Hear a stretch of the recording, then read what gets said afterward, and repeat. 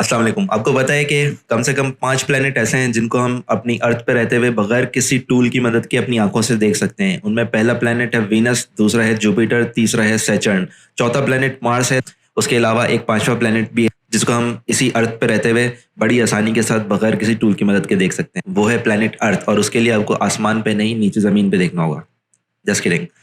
तो सबसे पहले तो मैं आपको एक ऐसी ऐप बताता हूँ जिसको आप अपने मोबाइल पे डाउनलोड कर सकते हैं और इस ऐप को मोबाइल पे डाउनलोड करने के बाद जब अपने मोबाइल को आप आसमान की तरफ करेंगे तो ये आपको ऐप गाइड करेगी कि आपके सामने आसमान पे इस वक्त कौन से सितारे या कौन सा प्लैनेट मौजूद है।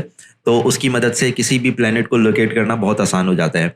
इसमें से पहली ऐप इस ऐप का नाम है स्टार चार्ट। एक ऐप है स्टार चार्ट, दूसरी दूसरी ऐप है स्टेलेरियम। तो इन दोनों ऐप में से कोई भी ऐप या दोनों ऐप्स आप डाउनलोड कर सकते हैं, उसके बाद आपको लोकेट करना बहुत आसान होगा। तो एक बात तो आपको पता होगी, बचपन से हर कोई सुनता आ रहा है कि स्टार्स ट्विंकल करते हैं, जबकि जो प्लैनेट्स होते हैं वो एक ही लाइट के साथ चमकते रहते हैं और वो ट्विंकल नहीं करते।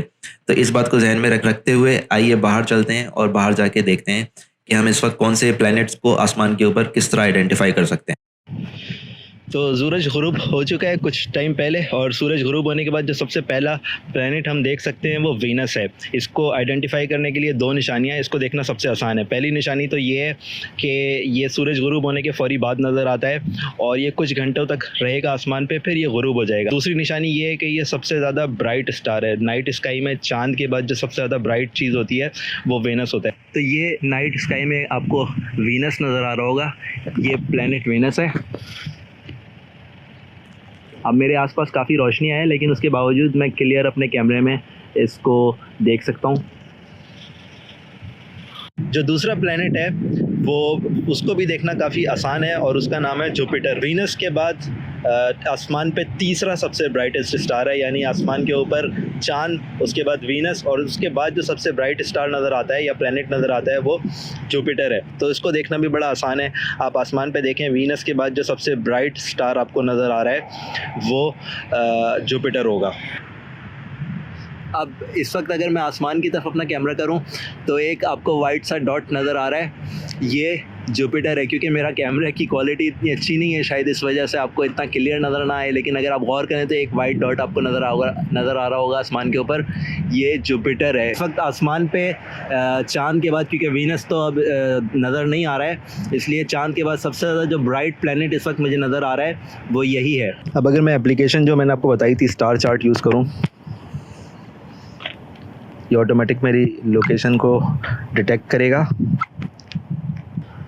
इसके बाद अगर मैं यहाँ पे कोई भी प्लैनेट सर्च करना चाहूँ, फॉर एग्ज़ाम्पल मैं इस वक्त अगर यहाँ से जुपिटर को सर्च करता हूँ और मैं अपना मोबाइल आसमान की तरफ पॉइंट करता हूँ तो ये मुझे एरो से ले जाके दिखाएगा कि जुपिटर कहाँ है।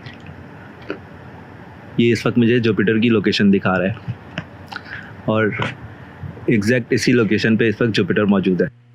और उसके बाद जो प्लैनेट है वो है प्लैनेट सैटर्न, और इसको देखना थोड़ा सा ट्रिकी है क्योंकि ये थोड़ा डिम होता है, लेकिन इसकी निशानी ये है कि ये ऑरेंजिश येलोइश सा इसके अंदर टिंट आ रहा होता है। तो अगर आप कोई ऐसा प्लैनेट देखें जो ऑरेंजिश येलोइश सा टिंट है जिसके अंदर जो ट्विंकल नहीं कर रहा, तो काफ़ी चांसेस हैं कि वो सैटर्न होगा। और इन प्लैनेट्स की पोजीशन को कंफर्म करने के लिए हम स्टेलेरियम या स्टार चार्ट ऐप का सहारा भी ले सकते हैं। उसमें जब हम किसी प्लैनेट को सर्च करेंगे तो वो हमें एरोस के ज़रिए एग्जैक्टली उस जगह पे पॉइंट आउट करेगा जहाँ पे वो प्लैनेट इस वक्त मौजूद है। उसके बाद जो अगला प्लैनेट है वो है मार्स, और उसको आइडेंटिफाई करना थोड़ा सा आसान है क्योंकि उसकी निशानी ये है कि इसके अंदर एक रेड सा टिंट आ रहा होता है। तो ऐसा कोई प्लैनेट जो कि ट्विंकल नहीं कर रहा और जिसके अंदर रेड सा टिंट है वो मार्स होगा। और उसके बाद आता है मरकरी। मरकरी को आइडेंटिफाई करना थोड़ा सा मुश्किल है क्योंकि ये सूरज के बहुत करीब होता है, इस वजह से ये आसानी के साथ नज़र नहीं आता। सिर्फ उस वक्त अगर ये हॉरिजन पे अवेलेबल हो, या तो सूरज गुरूब होने के फौरी बाद या सूरज तुलू होने से कुछ पहले अगर ये आसमान के ऊपर मौजूद हो तो इसको देखा जा सकता है। अगर आपको ये वीडियो पसंद आई है तो इसको लाइक और शेयर करें ताकि मैं ऐसी मज़ीद वीडियोस बना सकूं।